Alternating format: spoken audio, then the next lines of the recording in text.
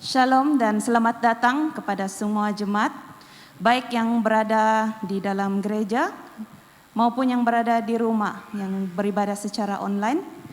Puji Tuhan atas kebaikannya karena kita dapat berkumpul sekali lagi di dalam gereja bersama-sama beribadah. Mari semua kita berdiri.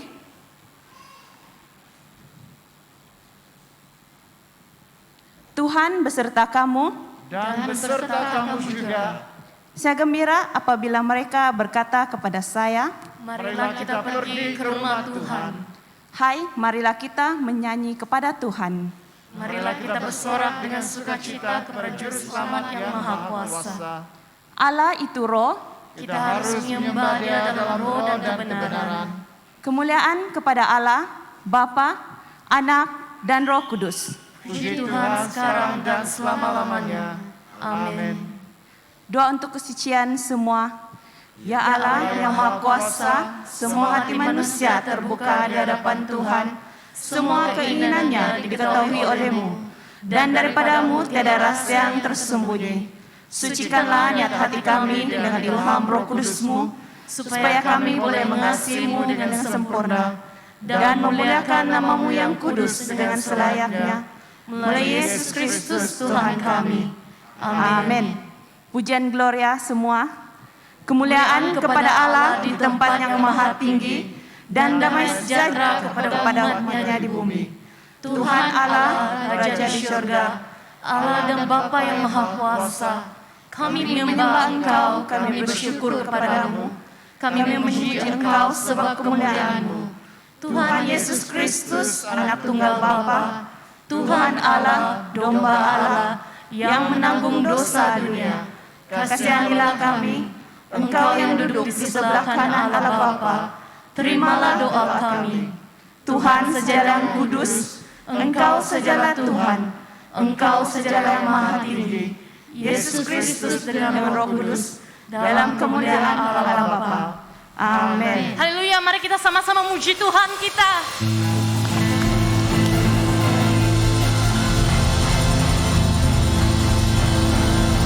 Allah kita sungguh dahsyat, ada amin. Mari kita sama-sama bertepuk tangan dan memuji namanya.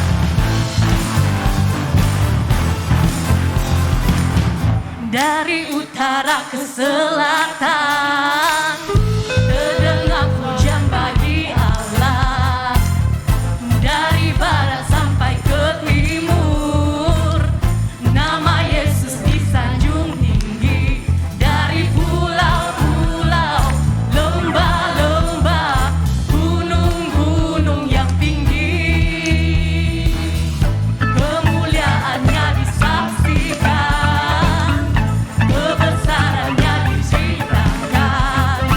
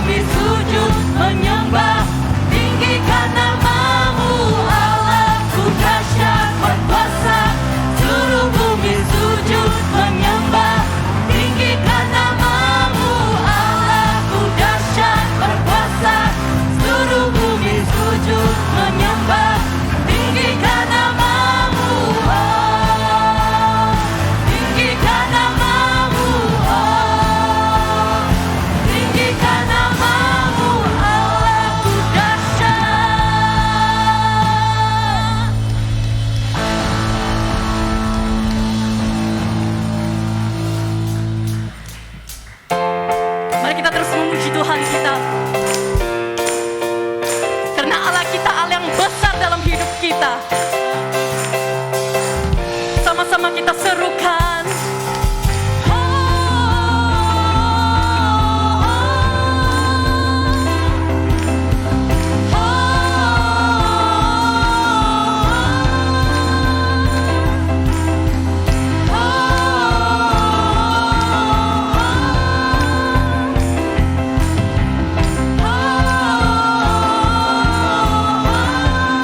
Sama-sama kita katakan, selangkah demi selangkah ku maju tiada lelah, sekalipun ku berjalan dalam lembah kegelapan, ku tak takut, ku tak gentar, semua musuh gemetar. Katakan imanku, imanku tak perlu besar, cukup sebutir pun dahsyat, karena Dia yang bekerja bukanlah buah gagahku. Ku tak takut, ku tak gentar, semua musuh gemetar, semua musuh gemetar.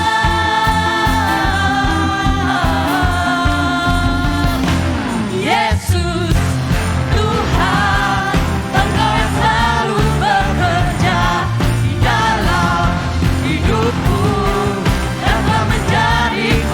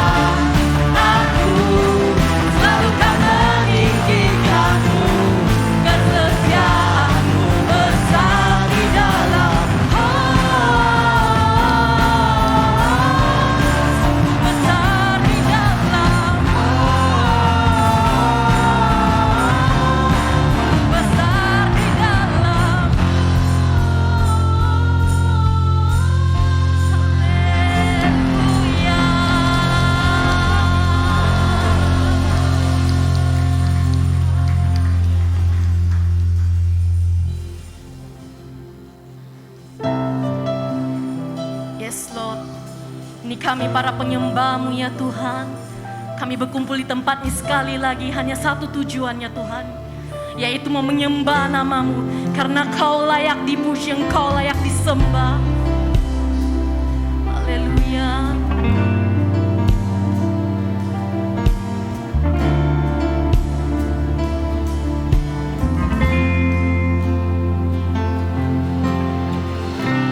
Bapakku datang menyembah-Mu di sini. Ku percaya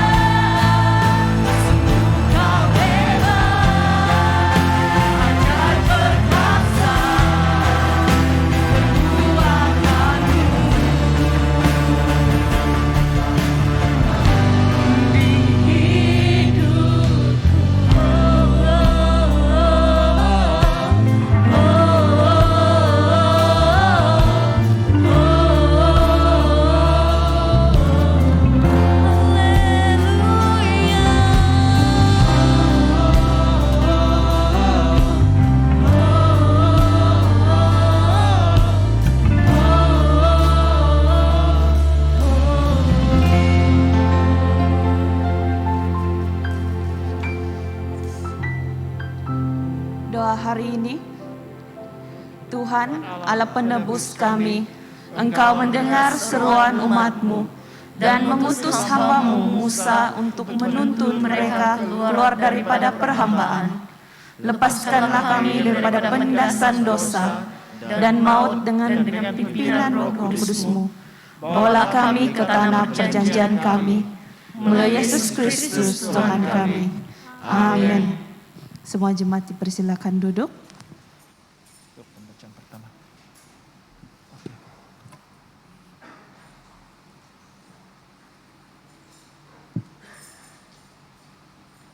Pembacaan pertama diambil dari Yeremia pasal 47 ayat pertama hingga 7. Yeremia 47 ayat pertama hingga ayat yang ke-7. Demikianlah firman Tuhan yang datang kepada Nabi Yeremia mengenai orang Palestina sebelum Firaun mengalahkan Gaza. Beginilah firman Tuhan.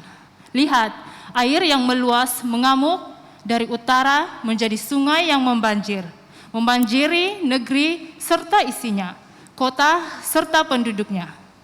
Manusia akan berteriak dan seluruh penduduk negeri akan meratap. Mendengar bunyi derap kuku kudanya, mendengar derak-derik keretanya, kertak-kertuk rodanya, para bapa tidak lagi berpaling menoleh kepada anak-anak, sebab tangan mereka sudah lemas. Oleh karena telah tiba harinya untuk membinasakan semua orang Palestina dan melenyapkan bagi Tirus dan Sidon setiap penolong yang masih tinggal. Sungguh Tuhan akan membinasakan orang Palestina, yakni sisa orang yang datang dari Pulau Kaftor. Gaza telah menjadi gundul, Askelon telah menjadi bungkam. Hai Asdod, sisa orang enak, berapa lama lagi engkau menore-nore diri? Ah pedang Tuhan, berapa lama lagi engkau berhenti? Masuklah kembali ke dalam sarungmu, jadilah tenang dan beristirahatlah. Tetapi bagaimana ia dapat berhenti? Bukankah Tuhan memerintahkannya ke Askelon dan ke tepi pantai laut? Kesanalah ia menyuruhnya. Inilah firman Tuhan. Syukur kepada Allah. Jemaat dipersilakan berdiri untuk pembacaan Injil.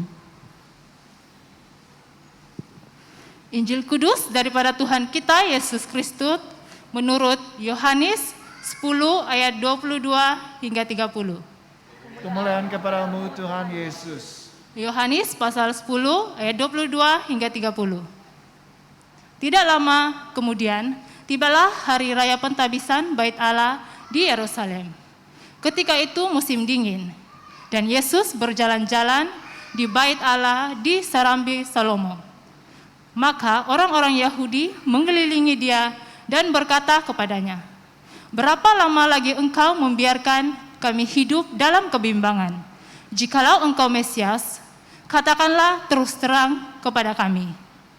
Yesus menjawab mereka, "Aku telah mengatakannya kepada kamu, tetapi kamu tidak percaya. Pekerjaan-pekerjaan yang kulakukan dalam nama Bapa-Ku, yaitu yang memberi kesaksian tentang Aku. Tetapi kamu tidak percaya, karena kamu tidak termasuk domba-dombaku. Domba-dombaku mendengarkan suaraku, dan Aku mengenal mereka, dan mereka mengikut Aku. Dan Aku memberikan hidup yang kekal kepada mereka, dan mereka pasti tidak akan binasa sampai selama-lamanya, dan seorang pun tidak akan merebut mereka dari tanganku. Bapa-Ku yang memberikan mereka kepadaku lebih besar daripada siapapun, dan seorang pun tidak dapat merebut mereka dari tangan Bapa. Aku dan Bapa adalah satu." Inilah Injil Kristus. Terpujilah Tuhan Yesus. Bapa kami di surga, kami ucap syukur atas firman-Mu. Kami berdoa supaya Roh Kudus-Mu akan terus memberi pemahaman kepada kami, khususnya untuk kami teruskan dalam buku Yeremia. Biarlah Engkau akan berbicara kepada kami secara pribadi. Biar apa saja yang kami hadapi, kami percaya firman-Mu itu adalah yang benar dan dapat mengubah, mentransformasikan hidup kami. Biarlah waktu ini dari yang paling tua sampai yang paling muda, sama-sama dari pimpinan Roh Kudus, kami memahami, menerima, dan juga tahu mempraktikkan hidup firman-Mu dalam hidup kami. Dan serahkan semua ini ke dalam tangan Tuhan.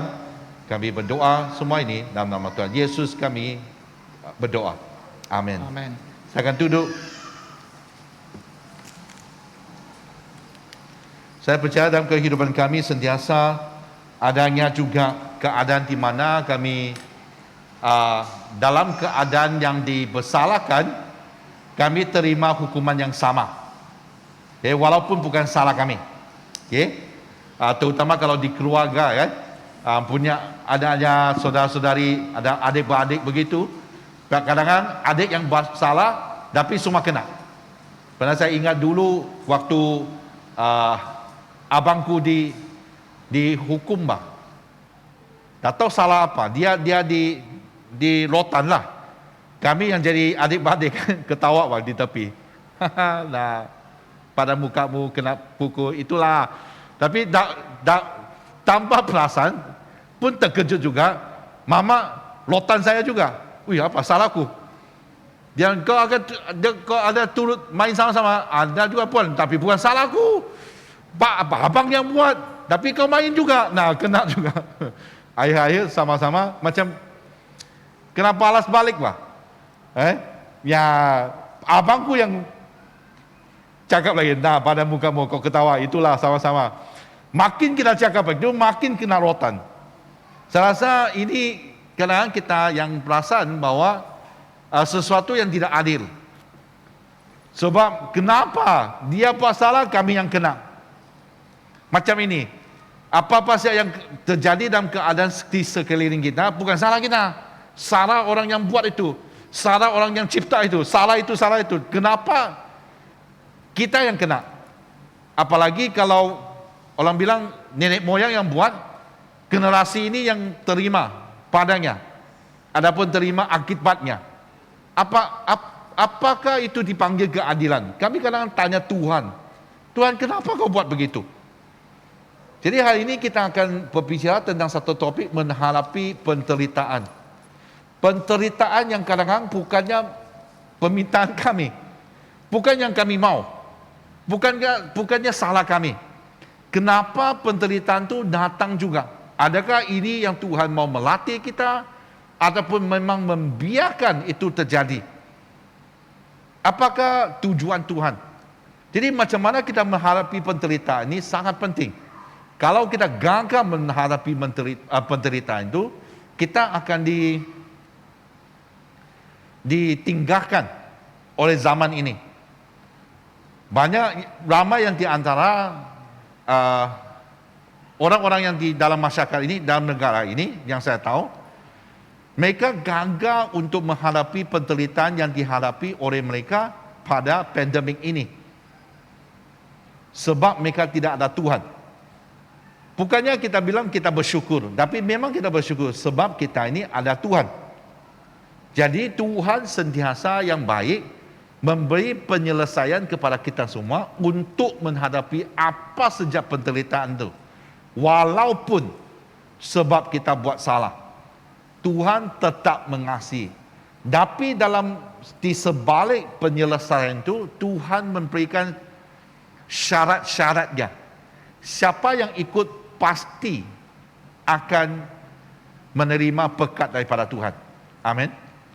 Jadi apa yang kita lihat di Yeremia pasal 47, sebenarnya 46, 47, 48, 49. Ini adalah sesuatu yang bukannya menyusul selepas 45.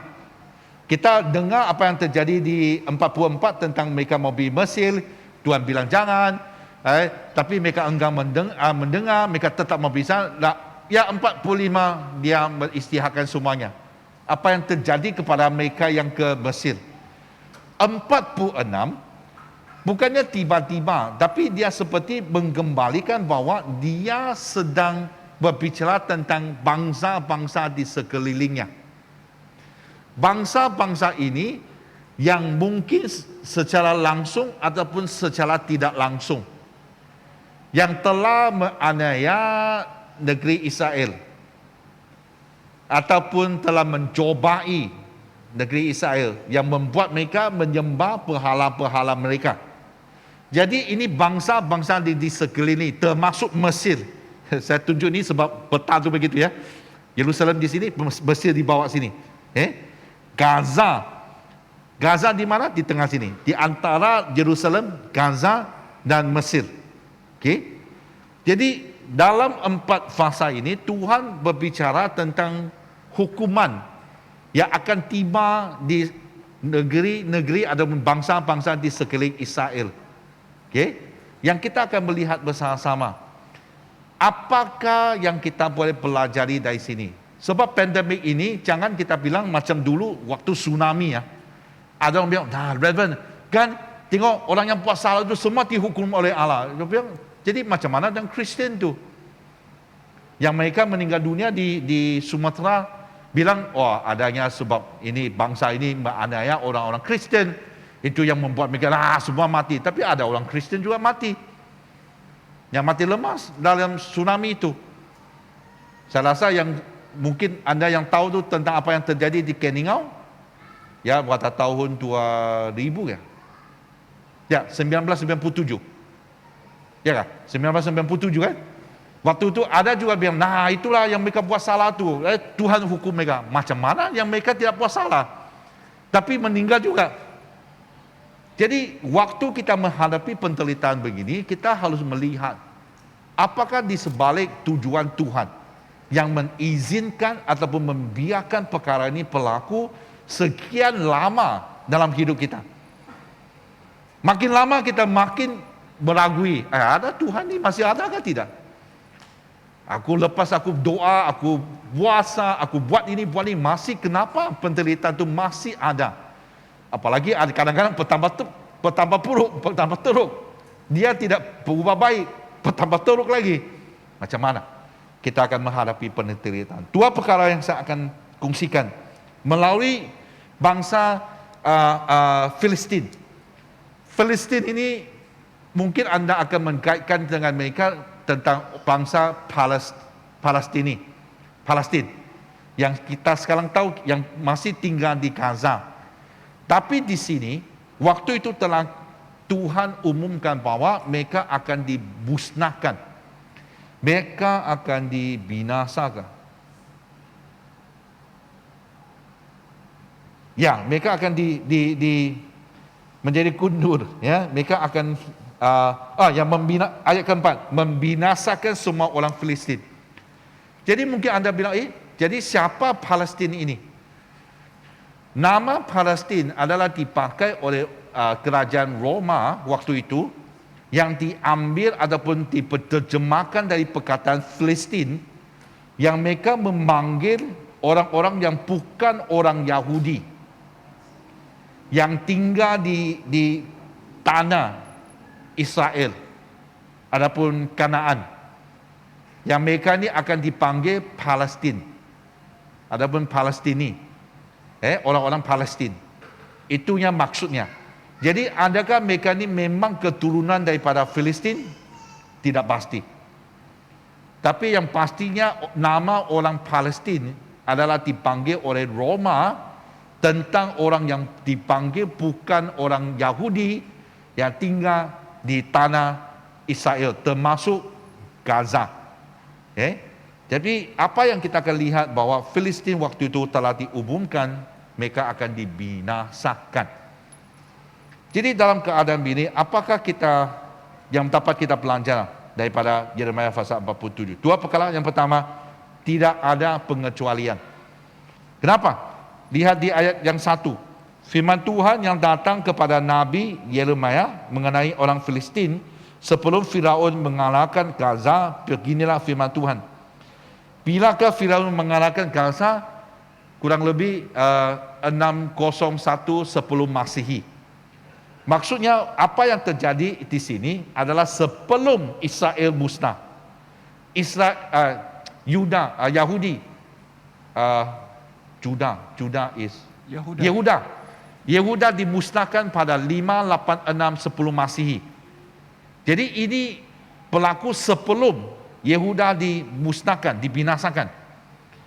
Sebab waktu Mesir menyerang Gaza adalah 609. Dia mulai kempen itu dan lepas tu 601 dia telah menaluki.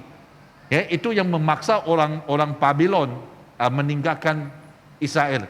Dan, ya memang lepas tu dia kembali lagi dan memusnahkan mereka, mengambil alih Gaza dan lepas tu ke Mesir. Jadi ini yang berlaku sebelum Israel dibinasakan. Ya. Dan apa yang terjadi ayat keempat, kita lihat. Oleh kerana telah tiba harinya untuk membinasakan semua orang Filistin dan melenyapkan bagi Tirus dan Sidon setiap pelorong yang masih tinggal. Sungguh Tuhan akan membinasakan orang Filistin, yakni sisa orang yang datang daripada pulau Kaftor. Ini adalah hukuman daripada Allah. Jadi jangan anggap bahawa kan orang Yahudi memanglah pada muka kamu tidak dengar cakap Tuhan. Mereka dibinasakan, mereka dibuang negeri. Tapi jangan anggap bahawa ini ada pengecualian. Semua yang terlibat, Tuhan tetap akan melalui standar piawai dia untuk menghukumi setiap orang. Okay? Dah kisah ke orang Yahudi kah, bukan orang Yahudi, orang Kristen kah, tidak orang Kristen. Kita akan lihat nanti ayat tu.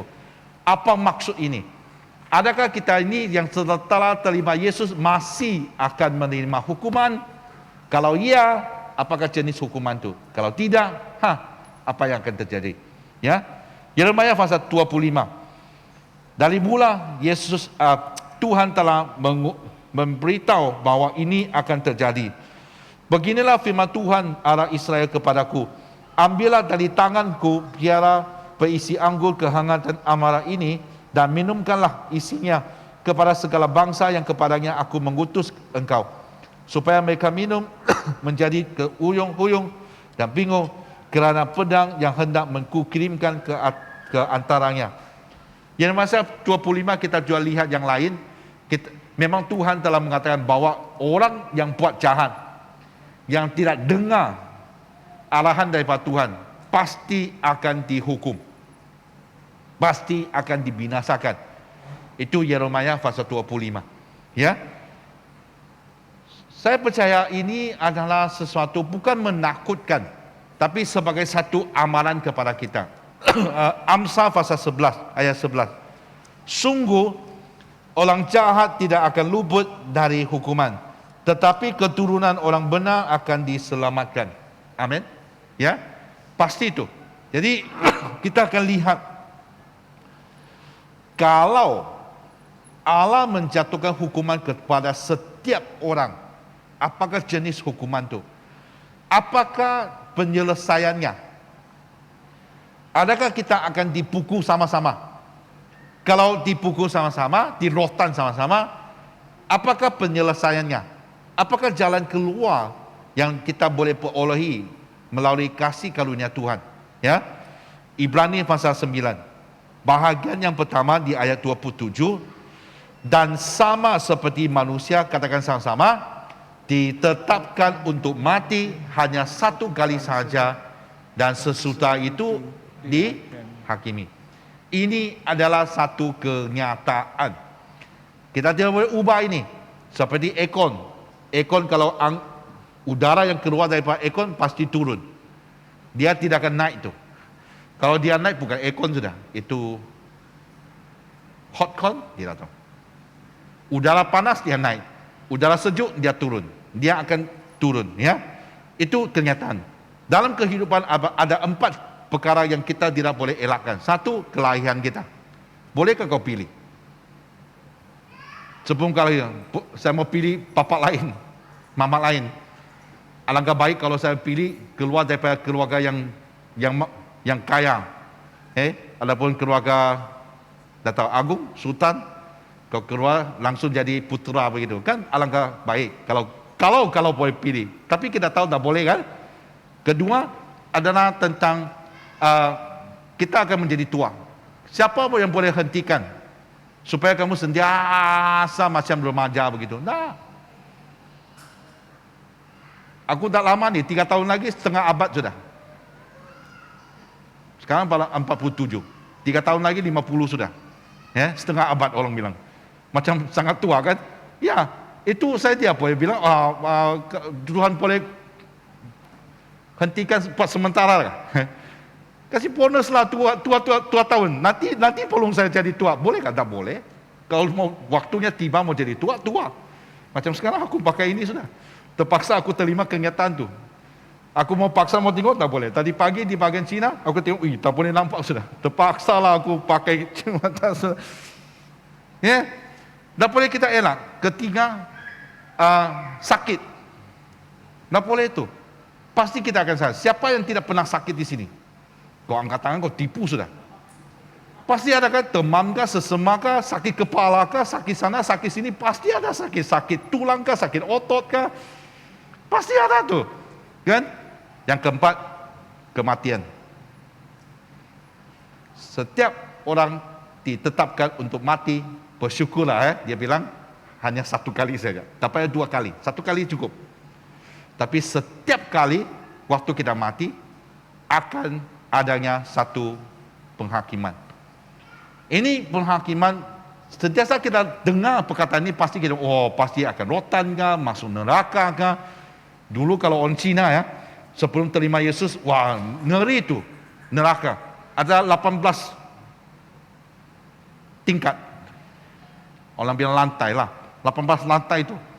Kalau kau cakap bohong, nanti kau tak tahu lah, lantai pertama kah, lantai kedua. Sampai sana dia potong lidahmu. Kalau mata telanjang kan?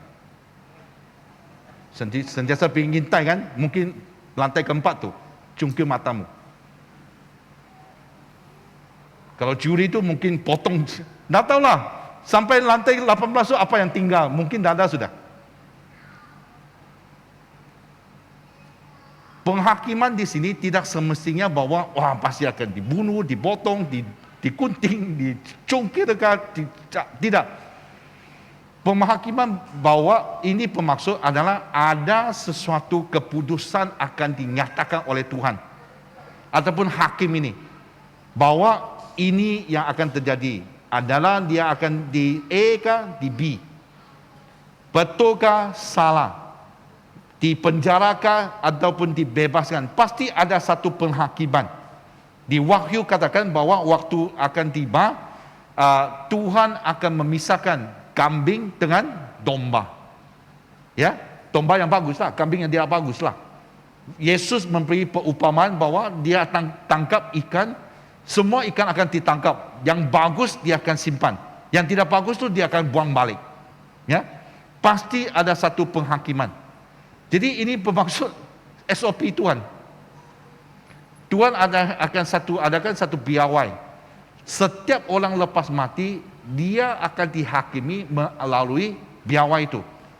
Jadi kita bersyukur sebab Tuhan telah memberitahu kepada kita awal-awal dari Alkitab bahwa pasti ada satu penghakiman. Kita tidak perlu larikan diri. Kita tidak perlu takut. Kita tidak perlu macam mana? Ada caranya. Di bagian kedua ayat 28. Ibrani pasal 9 ayat 28. Demikian pula Kristus hanya 1 kali saja mengkorbankan dirinya untuk menanggung dosa banyak orang. Sesudah itu dia akan menyatakan dirinya sekali lagi tanpa menanggung dosa untuk menganugerahkan keselamatan kepada mereka yang apa? Yang menantikan dia. Ini penyelesaian. Yang penting adalah kita masih berada di sana untuk menantikan kedatangan Yesus pada kali yang kedua. Pastikan Anda masih berada di sana, penyelesaian itu akan tiba, di mana keselamatan akan diberikan kepada kita. Sekarang kita terima Yesus, bertobat, menerima Yesus, kita sudah ada keselamatannya. Kita masih menanti. Sebab nanti lepas kita mati, waktu menghadapi penghakiman, Yesus akan berada di sana untuk menanggung segala dosa kita. Jadi kita boleh bayangkan bahwa gambaran yang saya berikan, Tuhan akan membela. Seperti di mahkamah itu, masih ingat? Beberapa bulan yang lalu itu. Yesus akan datang, ini aku tanggung. Okay? Kalau saya berada di depan Allah, Yesus akan bilang, ini saya tanggung sebab dia terima sudah. Dia terima Yesus sudah. Semua dia tanggung. Bagi mereka yang terima dia sebagai juru selamat kepada mereka, dia akan tanggung. Itu dipanggil keselamatan. Amin. Ya. Jadi kita ini telah diberitahu bahwa ada satu kenyataan setiap orang akan mati, lepas mati akan dihakimi. Begitu juga ada penyelesaiannya. Bagi mereka yang masih berada di dalam Yesus, yang menantikan dia. Macam mana kau tak menanti seseorang? Pasti dekat kan? Pasti berada di sana, supaya waktu dia tiba, kamu berada di sana. Tak mungkin saya menantikan seseorang yang nanti dia akan datang di tualan. Tak mungkin seorang tu, kau di mana? Aku sedang menanti kamu. Di mana kau? Pinampang. Nah, itu tidak dipanggil menanti seorang yang akan datang di tualan. Kau menantikan dia, pasti kau harus berada di tualan, di sana. Amin. Ya. Jadi ini yang kita harus buat, bahwa berada di sana, tunggu Yesus. Amin. Jadi kedua, waktu kita menghadapi penderitaan, kita tahu tiada pengecualian. Semua akan dihakimi. Semua akan menerima penderitaan itu. Semua akan melalui pengalaman begitu. Pasti ada. Tetapi ada pemulihan. Amin. Jadi kita lihat di buku Yeremia pasal 23. Dan aku sendiri akan mengumpulkan sisa-sisa kambing dombaku dari segala negeri ke mana aku mencerai-beraikan mereka, dan aku akan membawa mereka kembali kepada mereka. Mereka akan berkembang baik biak dan bertambah banyak. Aku akan mengangkat atas mereka gembala-gembala yang akan mengembalakan mereka, sehingga mereka tidak takut lagi, tidak terkejut, dan tidak hilang seekor pun. Demikianlah firman Tuhan. Amin. Puji Tuhan. Ada pemulihan. Tuhan akan memulihkan semua. Bukan negeri-negeri ya, yang di Babylon punya. Dia akan memulihkan mereka, membawa mereka kembali ke Yerusalem. Pemulihan ini saya percaya yang sentiasa Tuhan sediakan kepada kita. Saya mengucap syukur sebab mamaku tidak pernah, seperti saya telah kongsikan banyak berkongsi sudah, dia tidak pernah menarik-barik hukuman-hukuman itu. Semua sama. Biar dia yang paling tua, bungsu kah, sulung kah, semua dia lotan. Ya. Sebab setiap kali waktu dia menghakimi, menghukum kita, menghukum kami, saya masih ingat tuh apa yang dia lakukan. Setiap kali dia lakukan itu, dia mau kita belanja. Jadi pemulihannya datang sebab setiap kali lepas dia pukul dulu, baru dia sayang. Kan? Generasi sekarang sayang terus, dah ada pukul dia. Kan? Pasal itu malah pun masih sayang tuh, malah lembut. Pukul pun lembut. Dulu mamaku malah pukul tu dia hantam terus tu. Sampai jadi lebam sudah, baru dia sayang. Lepas tu baru dia sayang. Dia baru kasih tahu kamu kenapa dia pukul. Saya bersyukur sebab saya ada satu mama dan dua bapa yang begitu keras, yang buat saya tidak berani untuk buat salah. Ya.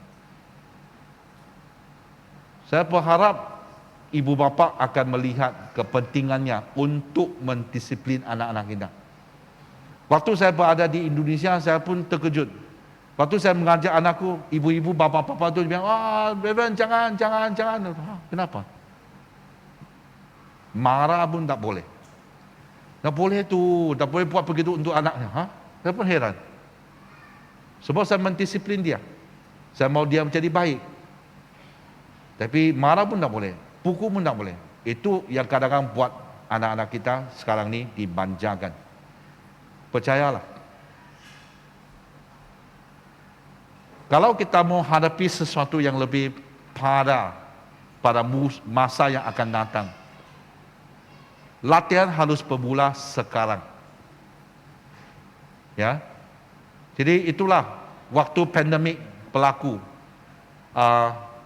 Kau tanya orang-orang yang tua yang pernah mengalami perang dunia yang kedua. Orang Jepun menyerang tanah ini, Borneo kah, di Malaysia kah. Kau tahu mereka ni lihat pandemik ini macam kacang bah. Apa ini? Dulu masih lagi bahaya tu. Kau tengah alam tu, semua harus lari. Nenekku yang paling sentiasa lah dia cerita tu, dia tangkap saya cerita tu 1 jam 2 jam tu. Dulu dia mula dari 1941 tu. Habis cerita 1945. Dia ulang dulu waktu macam mana dia duduk lah, aku siapa yang kena tangkap. Abangku, kakakku bandai tu, dia lari tu. Aku bodoh-bodoh, kena, awun sini ya, duduklah, dengar. Sama juga, lepas pandemi ini, kau percayalah, nanti cucuku kan, saya nampak tu, saya panggil mereka tu, 1 jam aku dudukkan mereka, dia cerita sama, dari 2020 sampai 2021. Apa yang berlaku dalam 20 bulan ni aku pasti ceritakan sama mereka. Itu yang membuat kita tahu bahwa pemulihan tu sentiasa buat kita menjadi lebih kuat, lebih matang. Dan ada juga cerita untuk memberitahu kepada orang lain. Bukan? Yeremia pasal 30 ayat 18. Beginilah firman Tuhan, sesungguhnya aku memulihkan keadaan kemah-kemah Yakub dan mengasihani tempat-tempat tinggalannya. Kota itu akan dibangun kembali ke atas keruntuhannya dan pun itu akan berdiri di tempatnya yang asli. Tuhan akan memulihkan.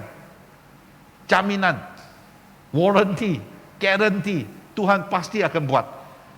Tapi hukumannya akan datang dulu.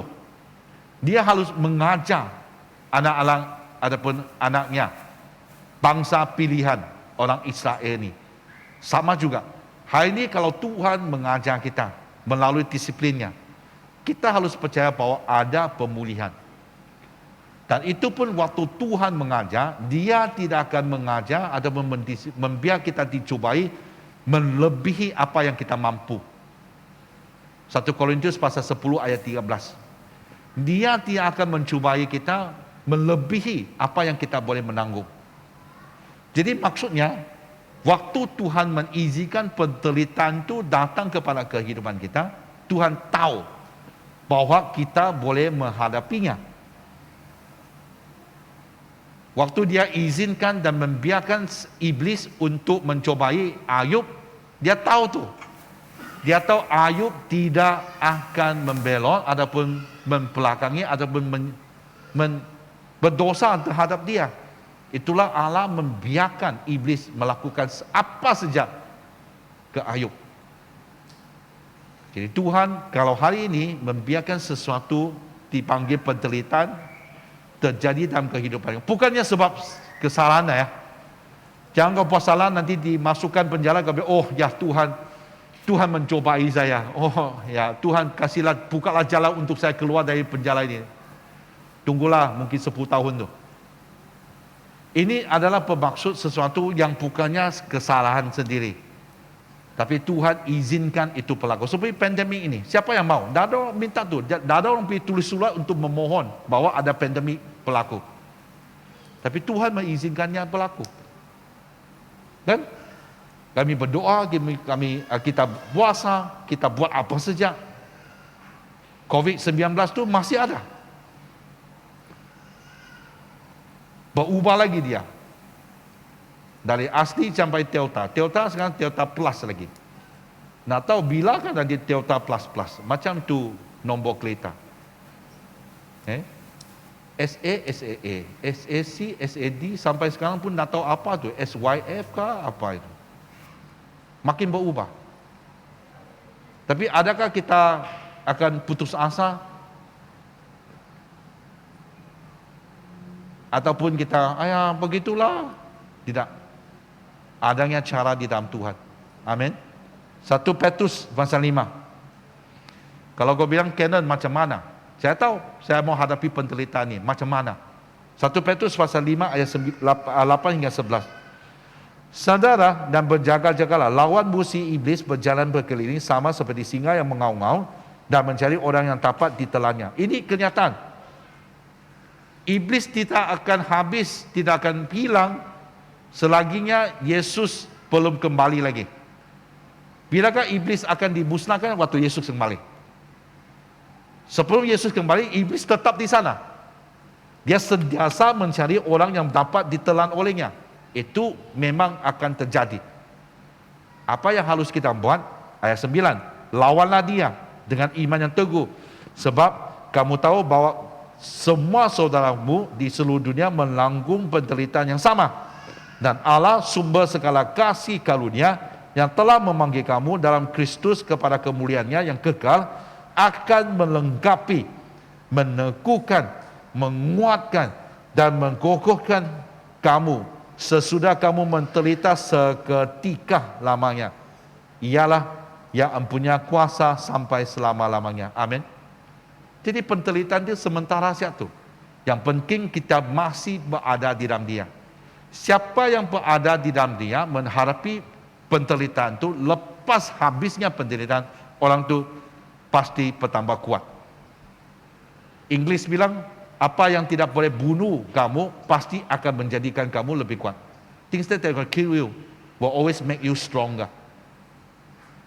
Dulu saya rasa sekarang pun ada. Adakah kamu berdoa? Anak sakit tu, puji Tuhan, lepas kau sakit pasti kamu akan tinggi, akan bertambah besar. Kan? Betul tu. Sebab dulu kalau sakit, mama, dia buat sup ayam. Lalu saya tadi ingat, apa yang dia buat? Sup otak babi. Berkhasiat tu. Banyak aku minum tu. Ya, tapi tiba-tiba aku, dulu itu tulang sama otak masak. Apalagi lepas sakit tu kan, kau pastikan pengambil itu. Lepas kau pulih kan, kuat sudah. Bertambah gemuk lagi. Bertambah tinggi lagi. Jadi, apa yang tidak boleh membunuh kamu, pasti akan membuat kamu lebih kuat. Kalau sebab tambah, lebih matang. Lepas pandemik ini, kita pasti akan menjadi lebih kuat, lebih matang. Bukan? Vaksin tu tambah-tambah, sekarang mau tambah ketiga lagi, dos yang ketiga lagi. Banyak vaksin sudah nanti. Semua pun ditutupi oleh semua ini. Tapi pastinya, sebab ini yang janji oleh Tuhan. Lepas penderitaan yang seketika itu, dia akan melengkapi, meneguhkan, menguatkan dan mengokohkan kamu. Orang yang dapat bertahan lepas penderitaan ini, mereka akan menjadi lebih kuat. Secara rohani pun juga. Saya rasa 20 bulan ini, waktu kita berdoa lebih panjang, lebih lama daripada tahun-tahun yang sebelum ini. Kita puasa, kita cari Tuhan, kita baca kitab, kita beribadah, lebih banyak daripada yang dulu. Pastinya itu yang dipanggil Tuhan membuat kita ini lebih diteguhkan, dikuatkan, dikokohkan, diperlengkapi juga. Amin. Yang terakhir, Yohanes pasal 10. Yesus menjawab mereka ini yang mencabar Yesus. Aku telah mengatakan kepada kamu, tetapi kamu tidak percaya. Pekerjaan-pekerjaan yang kulakukan dalam nama Bapa-Ku, itulah yang memberikan kesaksian tentang aku.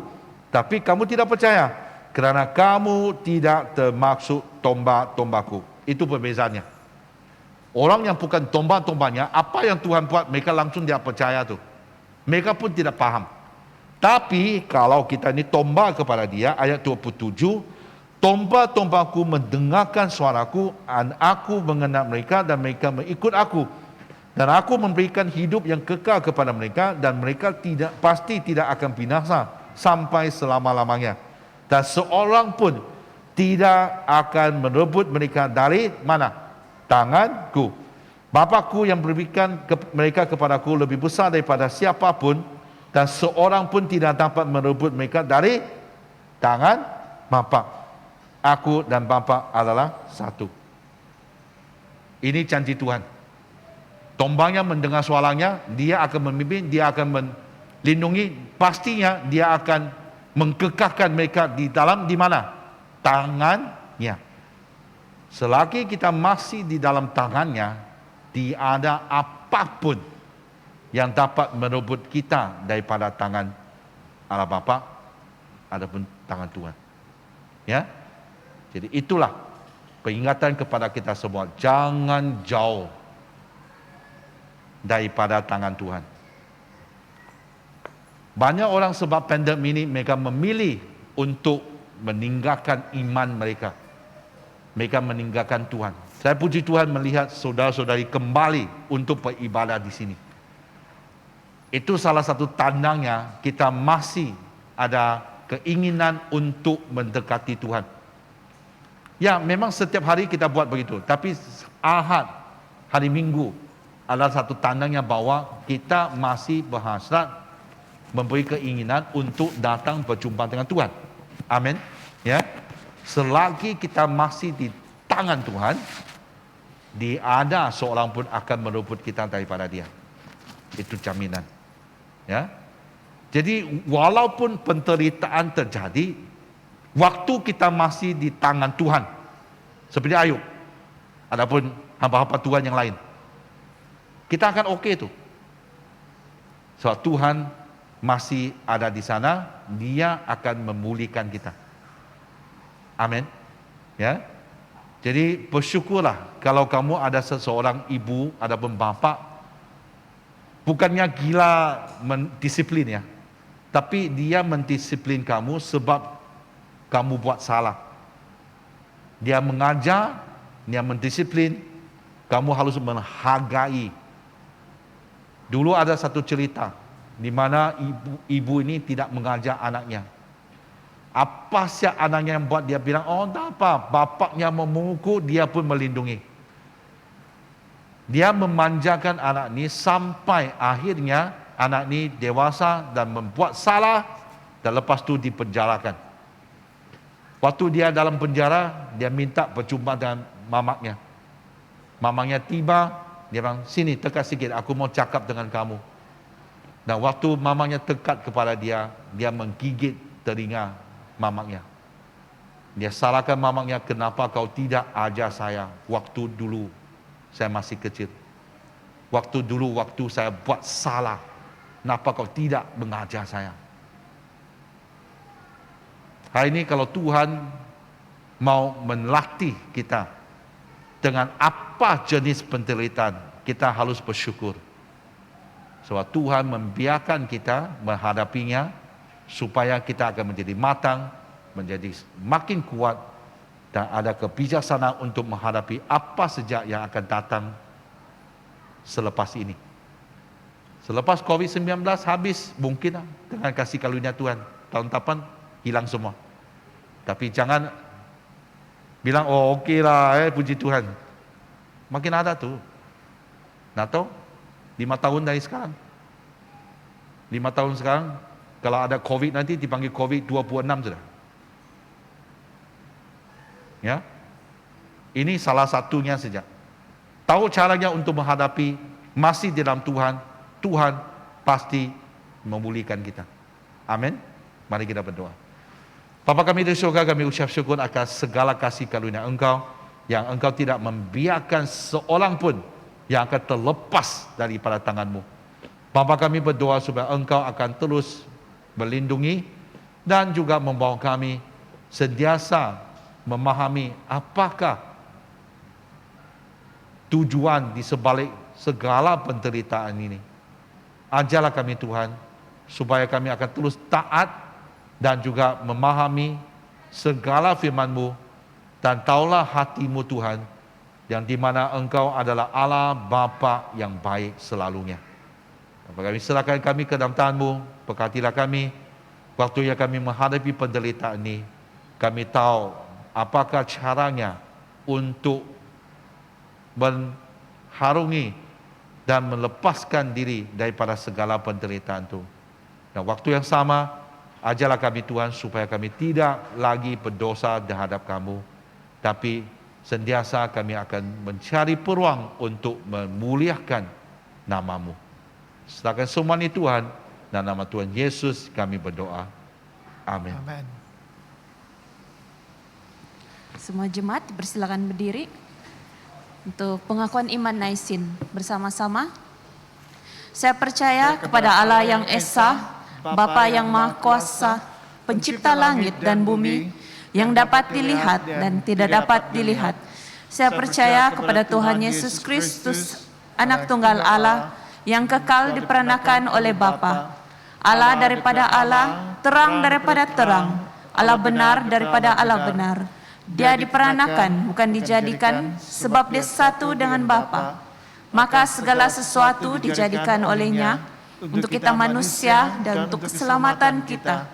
Dia turun dari syurga, dan oleh kuasa Roh Kudus, dia dilahirkan oleh anak darah Maria, dan menjadi manusia. Karena kita, dia disalibkan semasa pemerintahan Pontius Pilatus. Dia menderita, diseksa sampai mati, lalu dikuburkan. Pada hari yang ketiga, dia bangkit pula menurut yang dinubuat dalam Alkitab. Lalu dia naik ke syurga. Dia duduk di sebelah kanan Bapa.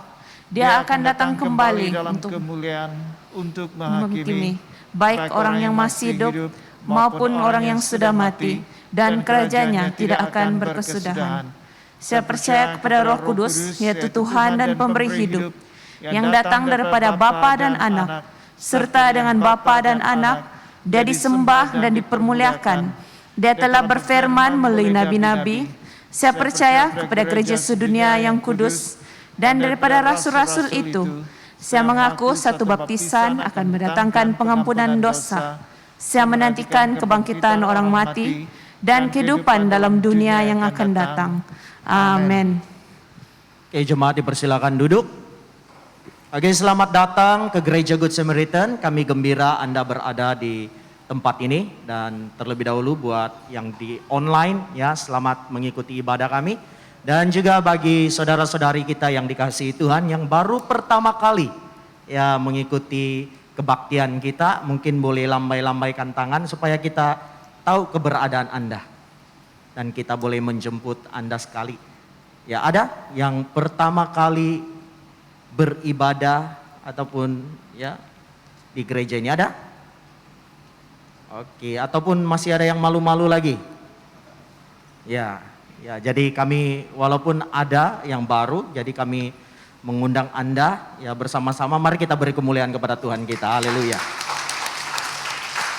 Ya, jadi buat semua saudara-saudari yang dikasihi Tuhan, kita akan terus saja kepada pengumuman. Ya, untuk persekutuan doa dalam talian, ya kita ada persekutuan doa dalam sebulan, kita adakan 2 kali.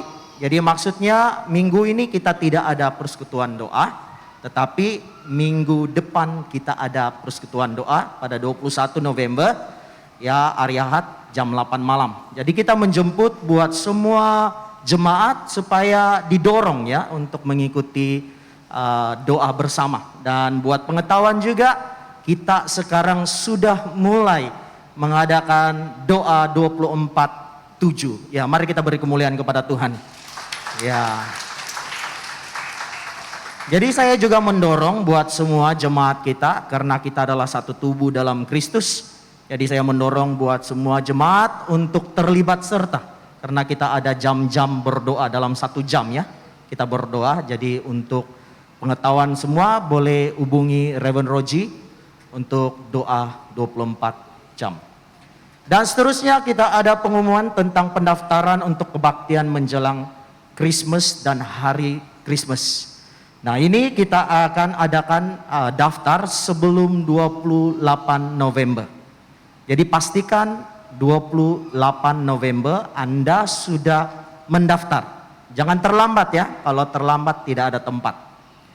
Jadi kalau tidak ada tempat, boleh mengikuti secara online juga. Ya, tapi kita mendorong supaya jemaat mengikuti menjelang Christmas dan hari Christmas ini di gereja, supaya kita dapat merayakan perayaan ini dengan meriah.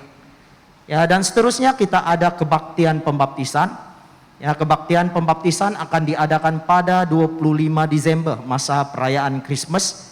Jadi buat saudara-saudari yang punya anak ataupun siapa yang belum lagi dibaptis, ya sila antarkan borang pembaptisan Anda yang lengkap sebelum 5 Desember.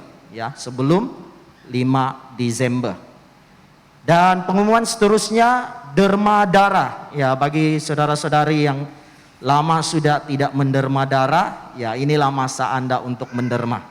Jadi derma darah akan diadakan pada 5 Desember, ya jam 9 hingga 2 petang. Mungkin jemaat bahasa Malaysia ya yang awal boleh pergi menderma darah terlebih dahulu, ya untuk mengelak supaya supaya kita punya kesempatan untuk menderma lebih awal lagi, ya.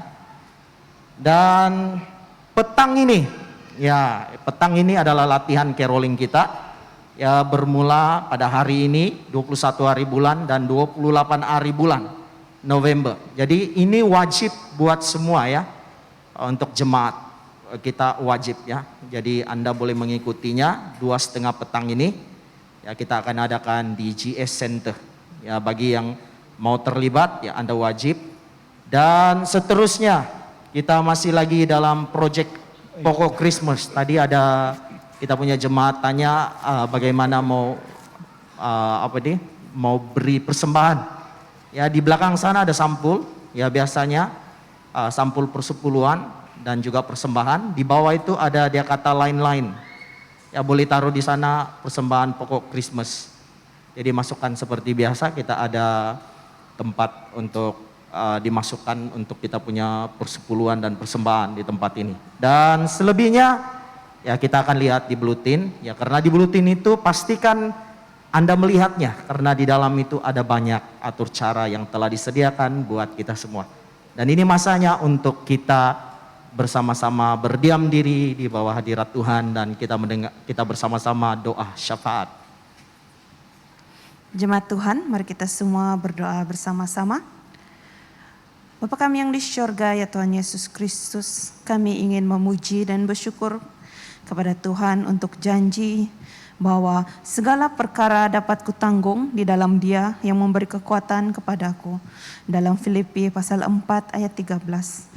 Kami ingin berdoa ya Tuhan Yesus untuk gereja, agar kami terus bergantung kepada Tuhan yang memampukan kami menjangkau mereka yang ingin kami jemput untuk perayaan dan kebaktian Christmas di gereja ini ya Tuhan. Tuhan, kami ingin berdoa untuk pelayanan belia di dalam BM, Cina dan juga Inggris, agar mereka melibatkan diri secara proaktif untuk menjangkau generasi penerus di tempat kerja dan juga di dalam hubungan sosial mereka semua ya Tuhan. Kami berdoa juga Tuhan Yesus untuk diocese kami. Kami ingin berdoa untuk pelayanan pengenerasi penerus, sama ada di bandar ataupun di dalam pendalaman dalam diocese ini ya Tuhan. Kami ingin berdoa ya Tuhan, agar ada usaha yang diupayakan untuk menjangkau mereka di seluruh Sabah. Kami ingin berdoa juga untuk negeri kami, terutamanya untuk gereja-gereja yang berada di Sabah, akan mengupayakan usaha menjangkau orang-orang yang belum percaya, terutamanya pada musim Christmas ini ya Tuhan. Kami ingin terus berdoa juga ya Tuhan Yesus untuk keselamatan dan kewaspadaan rakyat, semasa negara melaksanakan pelan pemulihan negara di pelbagai negeri dan peringkat fasa. Kami ingin berdoa juga Tuhan Yesus, terutamanya untuk keselamatan kanak-kanak apabila mereka kembali ke sekolah pada hujung bulan ini ya Tuhan. Kami berdoa ya Tuhan, agar Engkau memakai dan melindungi setiap kanak-kanak yang akan kembali ke sekolah. Kami berdoa juga untuk ibu bapa, agar Engkau berikan mereka ketenangan, kedamaian ya Tuhan. Terus bersandar kepada Engkau apabila mereka menghantar anak mereka kembali ke sekolah ya Tuhan. Kami berdoa semuanya Tuhan, kami serahkan kembali kepada Engkau ya Tuhan Yesus. Kami bersyukur dan memuji Engkau ya Tuhan. Dalam nama Yesus kami sudah berdoa dan ucap syukur. Amin. pengakuan dosa. Karena demikianlah Allah mengasihi dunia ini, sehingga diberinya anaknya yang tunggal Yesus Kristus, untuk menyelamatkan kita daripada dosa, untuk menjadi pengantara kita di syurga, dan membawa kita kepada hidup yang kekal. Oleh karena itu, marilah kita mengakui dosa-dosa kita dengan sesal serta beriman, dan berniat hendak melakukan hukum-hukum Allah, serta hidup dalam kasih dan damai dengan semua manusia. Semua Allah yang penuh belas kasihan, Bapa kami di syurga, pencipta kami dan hakim kami, kami telah berdosa terhadap Engkau dan terhadap sesama manusia, baik dalam pikiran, perkataan, dan perbuatan, melalui kelemahan dan kesalahan yang disengajakan. Kami sekarang bertaubat dan benar menyesal kesalahan kami. Bapa, ampunilah kami demi anak-Mu Yesus Kristus yang telah mati untuk kami. Kuatkanlah kami supaya dapat mengasihi dan mentaati-Mu dalam kehidupan yang baru. Melalui Yesus Kristus, Tuhan kami. Amin. Allah yang Maha Kuasa mengasihani kamu, membebaskan kamu dari segala dosamu melalui Yesus Kristus Tuhan kita. Dia meneguhkan dan menguatkan kamu untuk pelayanannya dengan kuasa Roh Kudus dan memelihara kamu dalam kehidupan yang kekal. Amin. Saya mempersilakan Anda semua untuk berdiri. Sekarang karena kita telah diperdamaikan dengan Allah sebab iman, kita mengalami kesejahteraan dengan Allah dengan perantaraan Yesus Kristus Tuhan kita. Oleh yang demikian, kita mesti berdamai di antara satu sama lain di dalam tubuh Kristus. Saudara dan saudara yang kasih dalam Tuhan, damai sejahtera Tuhan selalu beserta kamu. Marilah kita bersalaman di antara satu sama lain dengan damai sejahtera. Salam damai. Salam damai.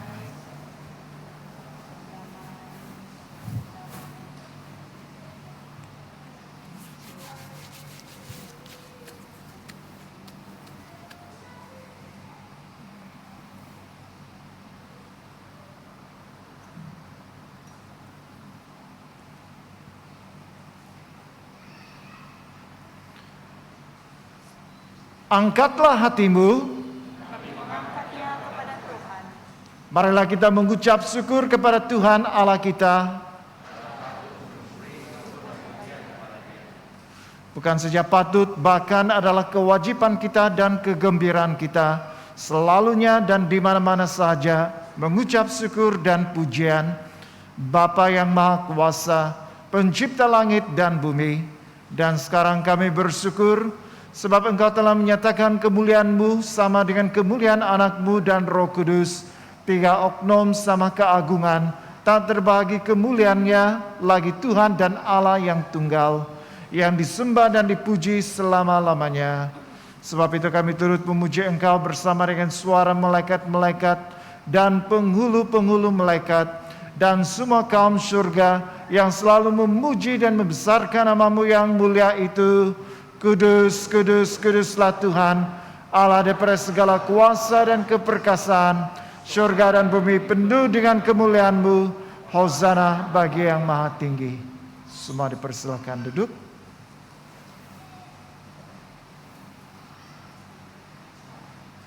Semua kemuliaan kepadamu Bapa kami di syurga, sebab di dalam kemurahan-Mu, Engkau menyerahkan anak-Mu yang tunggal, Yesus Kristus, untuk disiksa dan mati di atas kayu salib untuk penebusan kami. Di situ Dia telah membuat pendamaian yang penuh untuk dosa-dosa seisi dunia dan mempersembahkan dirinya sendiri sebagai korban satu kali sahaja untuk segala dosa kami. Dia telah menentukan dan di dalam Injil-Nya memerintahkan kami untuk melanjutkan perjamuan ini sebagai peringatan abadi akan kematiannya yang sangat tinggi nilainya sampai Dia datang kembali. Dengarlah kami yang meminta dengan rendah hati, ya Bapa yang berkasihan, dan kurniakanlah supaya melalui kuasa Roh Kudus kami yang menerima kurnia-kurnia ini, roti dan air anggur, menurut peraturan anak-Mu Yesus Kristus penyelamat kami, sebagai peringatan akan sengsara dan kematiannya, akan mendapat bagian dalam tubuh dan darah-Nya yang sangat berharga itu. Pada malam Tuhan Yesus dikhianati, Dia mengambil roti, dan mengucap syukur, lalu memecah-mecahkan roti itu dan membagikannya kepada murid-muridnya sambil berkata, "Ambil dan makan. Inilah tubuh aku yang diberikan untuk kamu. Buatlah demikian sebagai peringatan akan aku." Begitu juga setelah habis makan, dia mengambil cawan serta mengucap syukur, lalu memberikannya kepada murid-muridnya serta berkata, "Minumlah ini kamu semua, ini adalah darah aku, darah perjanjian baru yang dicurahkan bagi kamu dan bagi semua orang untuk pengampunan dosa. Buatlah demikian setiap kali kamu melakukannya sebagai peringatan akan aku." Bersama-sama kita mengisytiharkan, Kristus telah mati, Kristus telah bangkit, Kristus akan datang lagi. Kita memecahkan roti ini untuk mendapat bahagia dalam tubuh Kristus.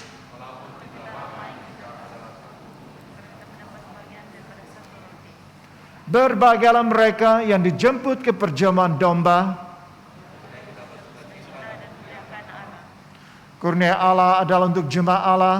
Dekatilah dengan iman dan dengan rendah hati.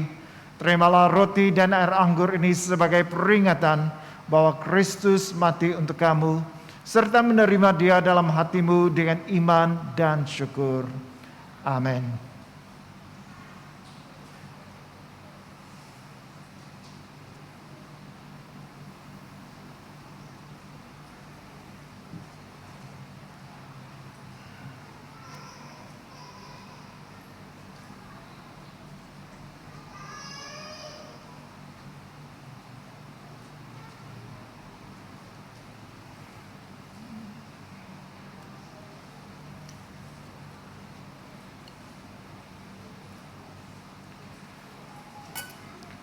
Tubuh dan darah Tuhan kita Yesus Kristus kiranya melihara kamu dalam kehidupan kekal.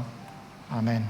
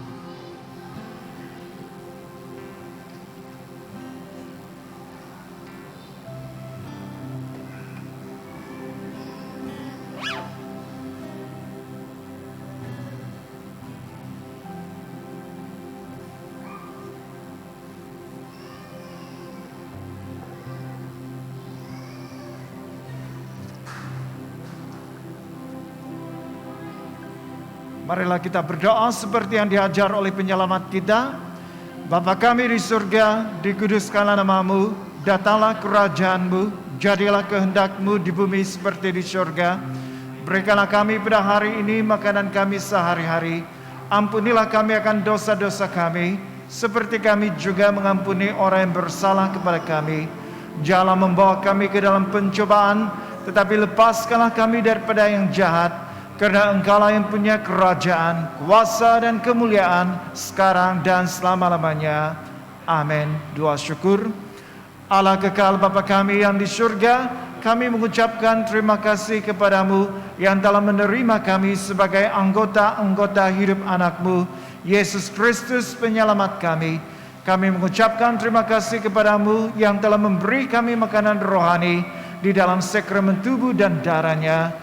Sekarang utuskanlah kami ke dalam dunia dengan damai, dan kurniakanlah kami kekuatan dan keteguhan hati untuk mengasihi dan melayani Engkau dengan sukacita dan hati yang ikhlas. Amin. Saya menjemput Anda semua untuk berdiri. Mari kita menyambut berkat daripada Tuhan kita. Sentosa Allah yang melebihi pengertian manusia, memeliharakan hati dan jiwa kamu di dalam pengetahuan dan kasih Allah dan anaknya Yesus Kristus Tuhan kita. Dan berkat Allah yang Maha Kuasa, Bapa, Anak dan Roh Kudus, berserta dengan kamu dan tinggal serta dengan kamu sampai selama-lamanya. Amin. Saudara dan saudari yang kasih dalam Tuhan, pergilah dengan damai sejahtera dan layanilah Tuhan dalam nama Kristus. Amin. Mari kita beri kemuliaan untuk Tuhan kita.